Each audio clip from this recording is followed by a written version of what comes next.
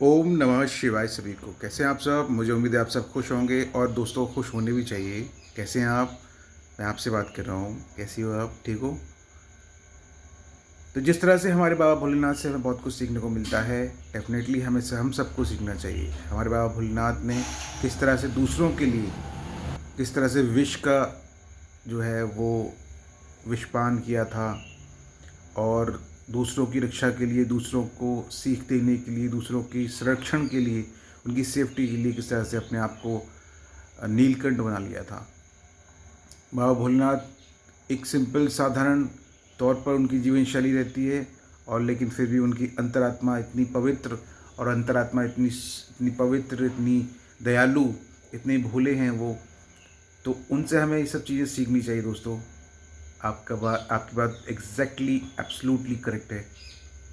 क्यों सही कहा ना मैंने? मैं बिल्कुल सही कह रहा हूँ ना? मैंने आपसे ही बात करनी है।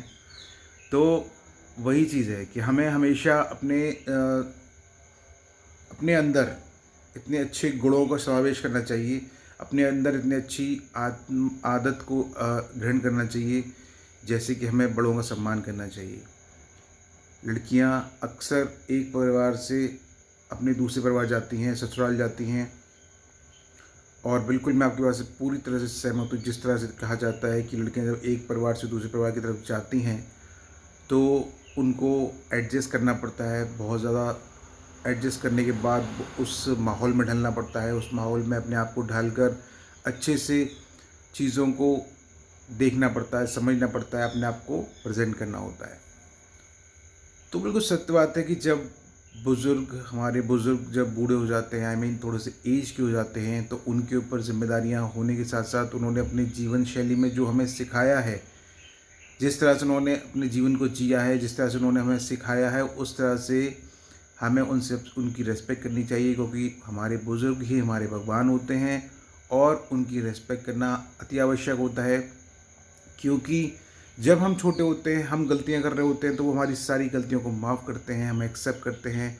इसी तरह से हम जब बड़े हो जाते हैं, तो हमारा फ़र्ज़ बनता है कि हम अपने माता-पिता की सेवा करें, रक्षा करें, स्वास्थ्य का ध्यान दें, उनकी हर छोटी-बड़ी चीज़ों की, ज़रूरत की चीज़ों का ध्यान दें और उनकी गलतियों को माफ़ करते रहें। गलतियाँ नहीं हैं वो, लेकिन ज़रूरी है कि हम उनकी हर बात पर ध्यान देते हुए नम्रता से बिहेव करें, नम्रता से बात करें, चाहे लड़की अपने मायके में हो, चाहे लड़की अपने ससुराल में हो। आपकी ये वाली जो आदत है मुझे बहुत प्यारी लगी और इसी बात पर मैं बिल्कुल आपसे कहना चाहता हूँ कि इस बात से ही तो मैं आपको पसंद करता हूँ, क्योंकि आपकी ये वाली बात मुझे बहुत अच्छी लगती है। चाहे हम अपने ससुराल में हों, चाहे अपने मायके में हों, बुज़ुर्ग तो बुज़ुर्ग होते हैं, वो हमारे पेरेंट्स हैं, उन्होंने हमारे लिए बहुत कुछ किया है, हमें जन्म दिया है, हमारे भगवान रूप हैं वो। तो अगर उन्होंने थाली में हाथ धो लिए तो क्या हो गया? अगर उन्होंने थाली में हाथ धोकर थाली वहीं भी छोड़ दी तो क्या हो गया? हमारा फ़र्ज़ बनता है कि हम उनकी थाली को उठाकर साफ़ करके रख दें और साथ ही साथ उनके सम्मान के लिए और भी बहुत कुछ करें, उनके प्यार के लिए और भी बहुत कुछ करें। तो हमेशा हम लोगों को, जितने भी यूथ हैं, जितने भी लड़कियां हैं, लड़के हैं, सभी से मैं ये कहना चाहता हूँ कि हम सबको विनम्र रहना चाहिए, हम सबको शालीन रहना चाहिए, अपने बुज़ुर्गों के प्रति सम्मानजनक रहना चाहिए, उनकी बात को ध्यान से सुनना चाहिए, उनको टाइम देना चाहिए, उनको प्यार देना चाहिए, उनको समय देना चाहिए और साथ ही साथ उनकी केयर करते हुए उनके प्रति एक सहानुभूति रखनी चाहिए, प्यार रखना चाहिए, केयर रखनी चाहिए और उनकी छोटी-छोटी चीज़ों को डिसिप्लिन्स, रूल्स, रेगुलेशंस ये सब जो है वो अच्छी चीज़ हैं। लेकिन जब बात सम्मान की आ जाती है, अपने बड़ों की सम्मान की आ जाती है, अपने मान-सम्मान की आ जाती है, तो डेफ़िनेटली हम सबको ये दायित्व निभाना चाहिए कि हम अपने बड़ों का सम्मान करें, उनको पूजें, उनको प्यार दें और साथ ही साथ उनकी हर ज़रूरत की चीज़ों में उनके काम आएँ। तो यही हमारा फ़र्ज़ है, ठीक है? तो खुश रहिए, मुस्कुराते रहिए, अपना काम करते रहिए और बिल्कुल अपनी सेहत का ध्यान रखिए, अपनी सेहत पर ध्यान दीजिए। मुझे लगता है आप पहले से कमज़ोर होती जा रही हैं, क्योंकि आपका फ्रस्ट्रेशन आई मीन जो आपकी जो वर्कलोड है वो बढ़ गया है और अपने वर्कलोड बढ़ने की वजह से आप बाहर रहते हो, बाहर का भी काम देखना होता है, घर का भी काम देखना होता है, स्टडी भी करनी होती है, तो उन सब की चीज़ों के लिए सबसे सारी चीज़ों के लिए अपना मील का ज़रूर प्रॉपर ध्यान रखो, क्योंकि मील का प्रॉपर ध्यान रखना बहुत ज़रूरी होता है। आपकी सेहत अच्छी रहेगी तो आपके अंदर हिम्मत बनी रहेगी, आपको काम करने में लेज़ीनेस नहीं आएगी, थकान नहीं होगी।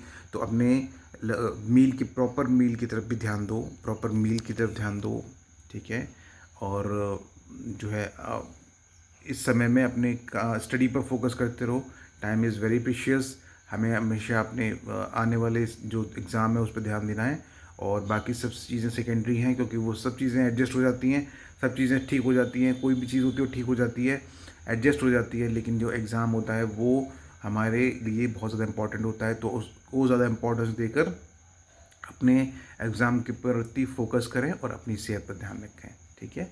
और बिल्कुल मैं आपके साथ हूँ, घबराना नहीं है, परेशान नहीं होना है, बिल्कुल भी निडर होकर हिम्मत से अपने काम को करते रहना है। किसी भी तरह की कोई भी ज़रूरत की चीज़ है तो आप मुझे बता सकते हैं, मुझे बोल सकते हैं, और डेफ़िनेटली मैं जो है आपको ज़रूर सपोर्ट करने के लिए पूरा तत्पर हूँ, ज़रूर से ज़रूर सपोर्ट करूँगा। Thank you so much. खुश रहिए, मुस्कुराते रहिए, अपना काम इसी तरह से करते रहिए। मैं आपका विजय Vikram Singh. Thank you so much. Love you so much. Love you lot, and Jai Hind, Jai Bharat. Thank you so much.